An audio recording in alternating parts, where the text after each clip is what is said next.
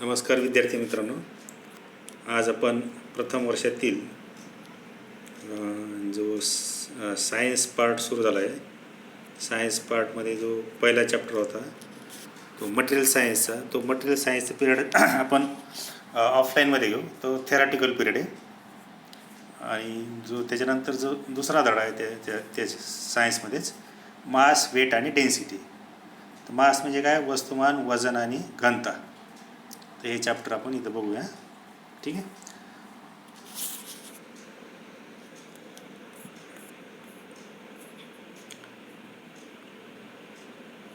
घनता आणि विशिष्ट गुरुत्व. ठीक आहे. तर पदार्थामध्ये असलेल्या द्रव्य कणाच्या समुच्चयाला त्या पदार्थाचे वस्तुमान असे म्हणतात. तर प्रत्येक पदार्थ काही ना काहीतरी द्रव्य कणाच्या समुच्चयाने बनलेला असतो. पदार्थामध्ये असलेल्या द्रव्य कणाच्या समुच्चयाला त्या पदार्थाचे वस्तुमान असे म्हणतात. वस्तुमान कुठं जरी गेले तरी त्याचं कसं असतं? कायम असतं. वस्तुमान कसं असतं? कायम असतं. जरी पृथ्वीवर गेले किंवा चंद्रावर गेले तरी वस्तुमान हे तुमचं फिक्स असणार आहे. वस्तुमान हे तराजूच्या साह्याने मोजतात आणि वस्तुमान ही काय? अदिश राशी. ठीक आहे.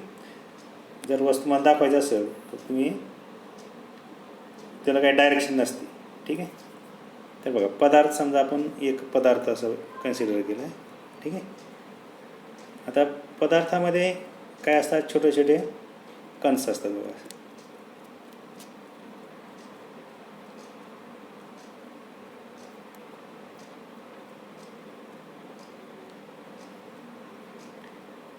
ते पदार्थाच्या द्रव्य कणाच्या समुच्चयाला काय म्हणतात आपण?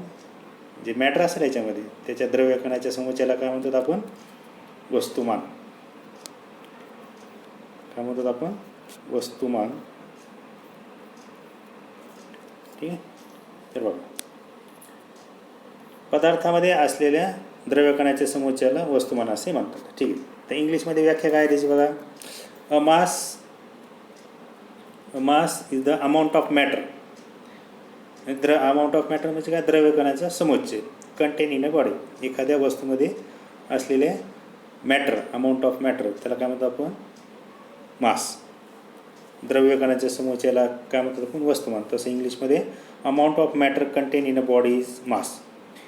मास of object remains same everywhere in the universe. युनिवर्समध्ये मास कसं असतं? कायम असतं. जसं चंद्रावर गेलं तरी तीच किंमत तीच राहणार आहे आणि पृथ्वीवर तलावर असलं तरी तीच किंमत काय असणार आहे? तीच असणार आहे. The unit of mass is gram और किलोग्रॅम. ग्राम वस्तुमान कशामध्ये मोजतात आपण? ग्रॅममध्ये किंवा किलोग्रॅममध्ये मोजतो. आणि FPS वस्तुमानचं युनिट आहे पाऊंड आहे. तर CGSमध्ये कसं आहे? ग्रॅम आहे. तर मासचं सूत्र आहे बघा. Mass equal to volume into density. Mass बरोबर काय आहे? व्हॉल्यूम गुणिले डेन्सिटी, आकारमान गुणिले घनता. तर बघा, घनता इक्वल टू काय? मग खाली त्याचं कन्व्हर्जन केलं तर वस्तुमान भागिले आकारमान, याच्यावर हे सूत्र तयार झाले. किंवा डेन्सिटी इक्वल टू काय असते? Mass upon volume. ठीक आहे. तर थोडक्यात लक्षात ठेवा, मास इक्वल टू व्हॉल्यूम गुणिले डेन्सिटी, एवढं लक्षात ठेवायचं. ठीक आहे.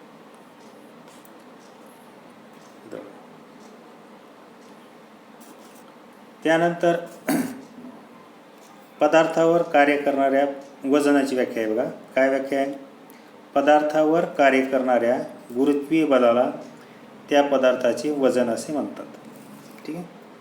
तो आपल्या याच्यावर एखाद्या वस्तूवर जो गुरुत्वीय बल कार्य करीत असेल तर ती काय असते? त्या वस्तूचं वजन असतं. ते एखाद्या पदार्थावर वजन कार्य करत असतं, गुरुत्वीय बल कार्य करत असतं. तर गुरुत्वीय बल म्हणजेच त्या पदार्थाचं वजन. ठीक आहे. तर वजन हे वेगवेगळ्या ठिकाणी वेगवेगळे असते. कशामुळे असते? पृथ्वीचे गुरुत्वाकर्षणामुळं वेगवेगळ्या ठिकाणी काय असेल? आपलं गुरुत्वीय बल वेगवेगळं असेल. त्यामुळं वस्तूचे वजन वेगवेगळ्या ठिकाणी काय होईल? वेगवेगळं असेल. ठीक आहे. म्हणून वेगवेगळ्या ठिकाणी पदार्थाचे वजन वेगवेगळे असते. वजन हे ताण काट्याच्या साहाय्याने मोजतात आणि वजन ही सदिश राशी बघा. ठीक आहे. तर बघा, वेटचे आपण जर पाहिलं इंग्लिशमध्ये तर weight is the force acting on a body. एखाद्या बॉडीवर जो फोर्स कार्य करत असेल ड्यू टू पृथ्वीच्या गुरुत्वाकर्षणामुळे किंवा फोर्स ऑफ अट्रॅक्शनमुळं जो एखाद्या वस्तूवर बल कार्य करीत असेल तर त्या बलाला काय म्हणायचं, त्या वस्तूचं वजन. It varies from place to place. प्रत्येक ठिकाणी याची किंमत कशी असते, वेगवेगळी असते.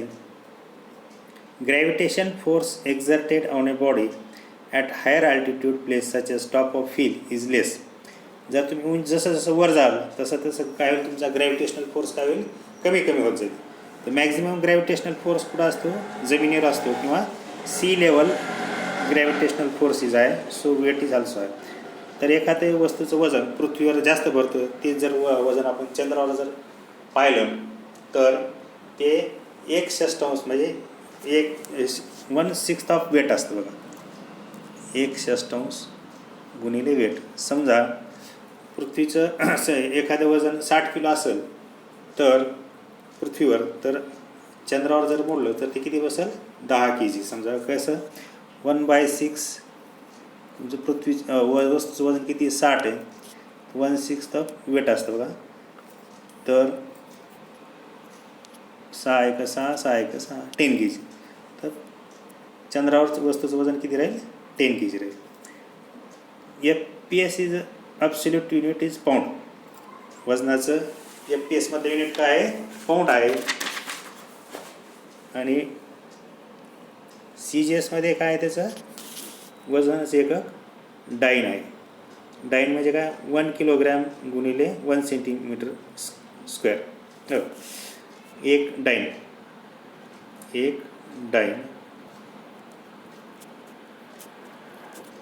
इक्वल टू काय असतं तुमचं, 1 ग्रॅम सेंटीमीटर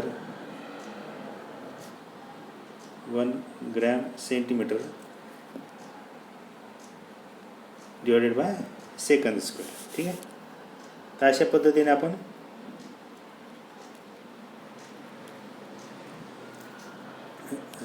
कंपॅरिझन करू शकतो. ठीक आहे. यानंतर बघा, आता जसं आपण पाहिलं तर मॅटरची इंग्लिशमध्ये व्याख्या आता तरी बघितली तरी परत बघा.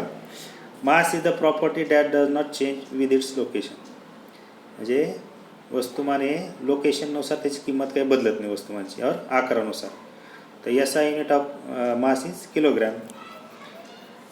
आणि व्हॉट इज वेट, मग the weight of an object is the gravitational force. काय, gravitational force acting on it. ठीक आहे. Weight is a force, so it's SI unit is newton. SI unit काय त्याचं, न्यूटन. आणि direction of weight is downwards towards Earth. अर्थच्या दिशेने हे काय करतं, बल कार्य करतं. ठीक आहे. तर ग्रॅव्हिटेशनल फील्ड म्हणजे काय बघा. आता गुरुत्वाकर्षणाचं जे कार्यरत क्षेत्र असेल त्याला काय म्हणतो आपण, ग्रॅव्हिटेशनल फील्ड. जसं आपलं मॅग्नेटिक फील्ड असते की नाही, तसं gravitational field is a region, असा भाग असतो, in which mass experiences force due to gravitational attraction.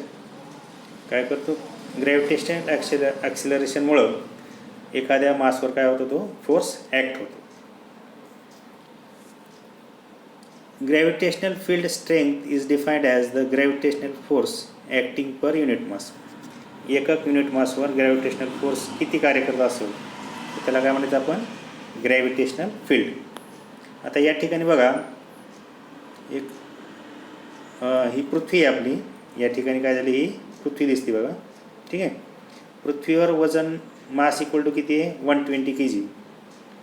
So हे किती राहील त्याचं वजन, मग वेट इक्वल टू काय असतं, kg गुणिले 10.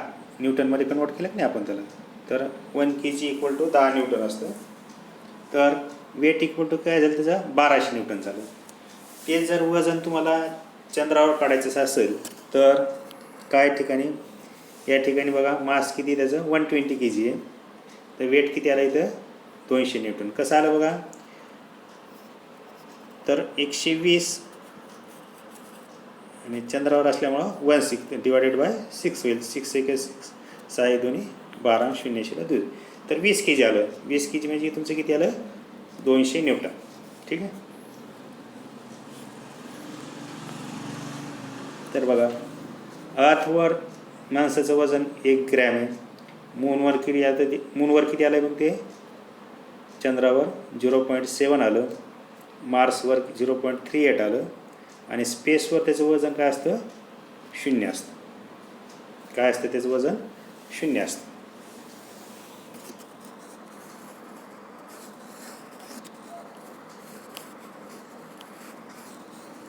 तर मास आणि वेटचं कसं रिलेशन आहे W = mg. सूत्र हमेशा लक्षात ठेवा. वजन इक्वल टू काय असतं mg, मास गुणिले g म्हणजे काय ग्रॅव्हिटेशनल फोर्स. वेट और gravitational force acting on an object is dependent on its mass. ठीक आहे. तर वजन कशावर डिपेंड आहे त्याच्या मासवर डिपेंड आहे. द मोर द मास, जर मास जास्त असेल तर वजन जास्त असेल. More the mass object has the greater the gravitational force. Mass जर जास्त असेल तर ग्रॅव्हिटेशनल फोर्सची किंमत कसं असेल ग्रॅव्हिटेशनल फोर्स जास्त असेल. म्हणजे नॅचरल काय असेल तुमचं वजन जास्त असेल. त्याचप्रमाणे बघा W = mg आहे. सूत्र लक्षात ठेवा. W = वेट, m = मास कशामध्ये दिलं kg आणि g = काय gravitational field strength. Gravitational field strength g = 9/N/kg, N/kg असतं. ठीक आहे. या ठिकाणी फक्त सूत्र लक्षात ठेवा W = mg. ठीक आहे. ओके. त्याच्यात दोघात काय फरक आहे मास आणि वेटमध्ये. तर मास म्हणजे काय अमाऊंट ऑफ मॅटर, द्रव्य कणांचा समूहचे. आणि वेट काय एक प्रकारचा गुरुत्वाकर्षण बल आहे. गुरुत्वाकर्षण बल आहे, फोर्स आहे. मास ही स्केलर क्वांटिटी आणि वेट कसं आहे वेक्टर क्वांटिटी. SI युनिट मासचं किलोग्रॅममध्ये आणि वेटचं SI युनिट काय न्यूटनमध्ये. तसंच मास कसं आहे independent of gravitational field strength. कुठं जरी गेलं तरी कोणत्या तरी फील्ड स्ट्रेंथमध्ये गेलं तर मास कसं असतं तुमचं कायम फिक्स असतं. परंतु वेट कसं असतं dependent on gravitational field strength. Field स्ट्रेंथच्या वजनावर फील्ड स्ट्रेंथ जेवढी जास्त असेल तेवढं ते वेट जास्त असेल. तसंच measured with beam balance. Mass कशाने बोलतो आपण मास कशाने मोजतो using physical balance or calibrated electronic balance. आणि वजन हे स्प्रिंग बॅलन्सच्या साहाय्याने मोजतो. वजन हे कसं असतं स्प्रिंग बॅलन्सच्या साहाय्याने असतं. तर आणखी एक पॉईंट लक्षात घ्या. वस्तूचं वस्तुमान कधीच 0 होऊ शकत नाही. मास कधीच 0 होऊ शकत नाही, परंतु वजन 0 होऊ शकतं. काय होतं मास 0 कधीच होऊ शकत नाही, कारण पुढे जरी गेलं तर मास फिक्स असतं. परंतु वेट कसं असतं 0 होऊ शकतं. तर कसं बघा weight is 0 when the gravitational force is 0.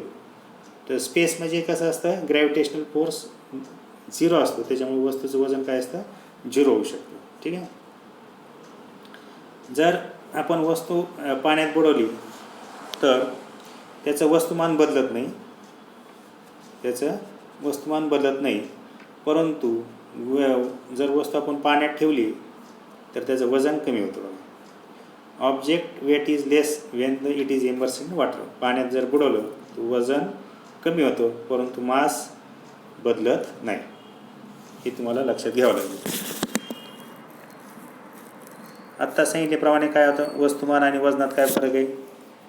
तर बघा पदार्थामध्ये असलेल्या द्रव्यकणाच्या समूहाच्याला वस्तुमान म्हणतात आणि पृथ्वीच्या गुरुत्वीय बलाला काय म्हणतात वजन म्हणतात. वस्तुमान ही अदिश राशी आहे, वेट ही सदिश राशी आहे. कोणत्याही ठिकाणी वस्तुमान कायम असतं, वेगवेगळ्या ठिकाणी वस्तूचे वजन वेगवेगळं असतं.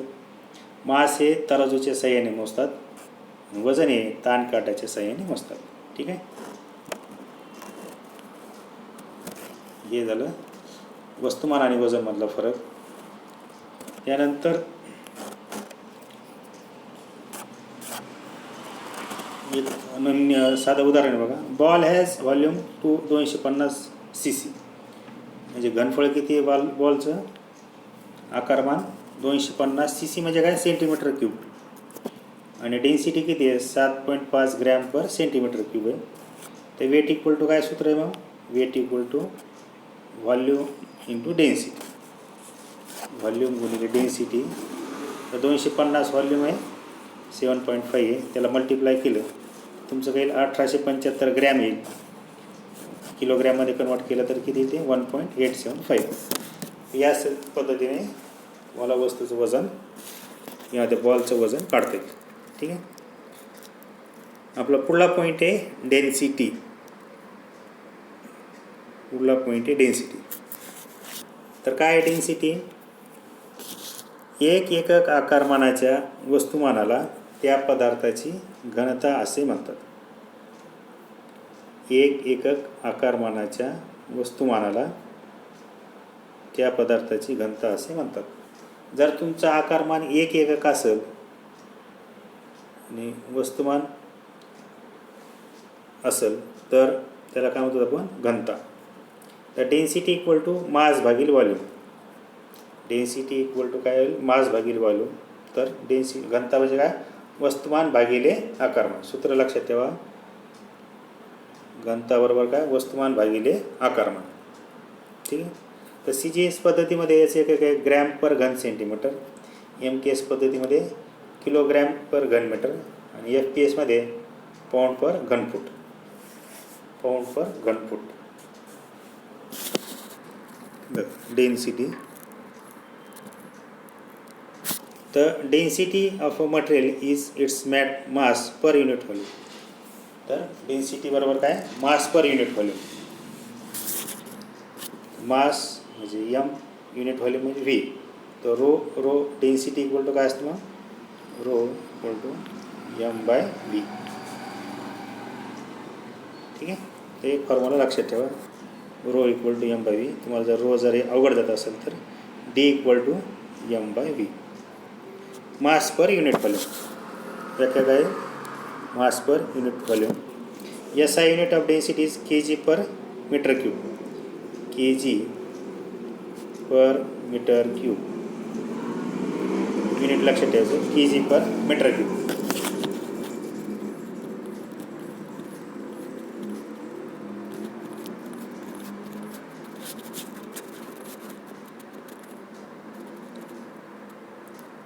यानंतर पुढचा पॉईंट आहे बघा, स्पेसिफिक ग्रॅव्हिटी और रिलेटिव्ह ग्रॅव्हिटी. स्पेसिफिक ग्रॅव्हिटी म्हणजे काय, विशिष्ट गुरुत्व. ठीक आहे. तर पदार्थाचे वजन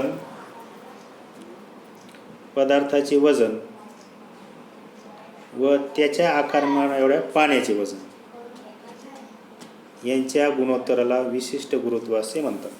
ठीक आहे. बघा, विशिष्ट गुरुत्व बरोबर सूत्र लिहून घ्या. विशिष्ट गुरुत्व बरोबर पदार्थाची घनता भागिले 4 डिग्री सेंटीग्रेड तापमानावरील पाण्याची घनता. ठीक आहे. बघा, पदार्थाचे वजन व तेवढ्याच आकारमाना एवढ्या पाण्याचे वजन यांच्या गुणोत्तराला काय म्हणतो आपण, विशिष्ट गुरुत्व. किंवा पदार्थाची घनता व 4 डिग्री सेंटीग्रेड तापमानावरील पाण्याची घनता. पदार्थाची घनता आणि 4 डिग्री सेंटीग्रेड असणारे पाण्याची घनता यांच्या गुणोत्तराला विशिष्ट गुरुत्व असे म्हणतात. विशिष्ट गुणोत्तर असल्यामुळे याला एकक नसतं. तर विशिष्ट गुरुत्व आणि घनतामध्ये काय फरक आहे बघा. तर पदार्थाच्या एकक आकारमानाच्या वस्तुमानाला पदार्थाची घनता असे म्हणतात. तर घनता बरोबर काय, मास भागिले व्हॉल्यूम. ठीक आहे. आणि विशिष्ट गुरुत्व म्हणजे काय, तर पदार्थाची घनता व 4 डिग्री सेंटीग्रेड तापमानावरील पाण्याची घनता यांच्या गुणोत्तराला काय म्हणायचं, विशिष्ट गुरुत्व. तर घनता बरोबर वस्तुमान भागिले आकारमाने आणि इकडे विशिष्ट गुरुत्व बरोबर काय असतं, पदार्थाची घनता भागिले 4 डिग्री सेंटीग्रेड तापमानावरील पाण्याची घनता यांच्या गुणोत्तराला विशिष्ट गुरुत्व असे म्हणतात.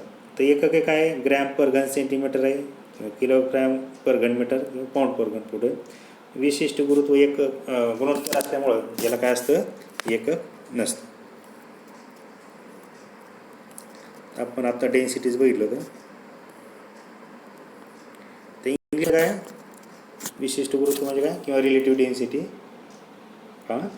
Specific gravity of a substance is the ratio between density of substance to the density of water at 4 degree centigrade. म्हणजे पदार्थाची घनता आणि डिवायडेड बाय पाण्याची घनता कोणत्या तापमानावर?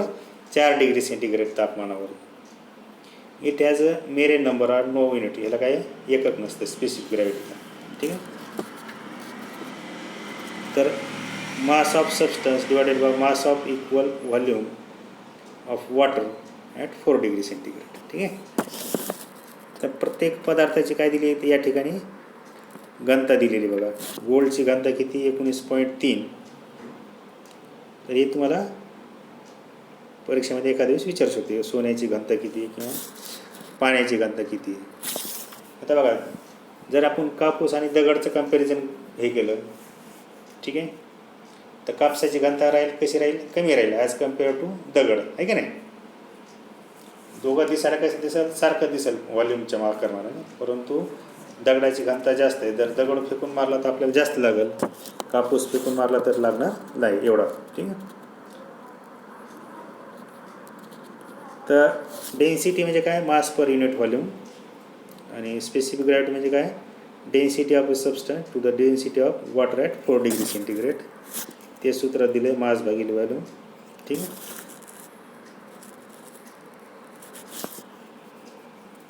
इन CGS मेथड एक पॉईंट लक्षात ठेवा, both the value of density and specific gravity are same. CGS पद्धतीमध्ये कसं असतं? दोघांच्या किमती कशा असतात? सारख्या असतात. ठीक आहे. तर आज आपण काय बघितलं आहे बघा?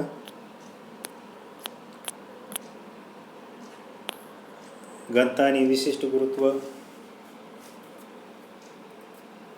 घनता आणि विशिष्ट गुरुत्व, त्यानंतर त्याची व्याख्या, त्याचे फॉर्म्युले. ठीक आहे. ते एवढं लिहून घ्या, फॉर्म्युले वगैरे, व्याख्या पाठ करा. उद्याच्या लेक्चरला आपण काय करू? याच्यावर आधारित काही गणित असेल ती उद्याच्या पिरियडला घेऊया. ठीक आहे. तर आज आपण इथंच थांबूया. ठीक आहे. धन्यवाद. थँक्यू.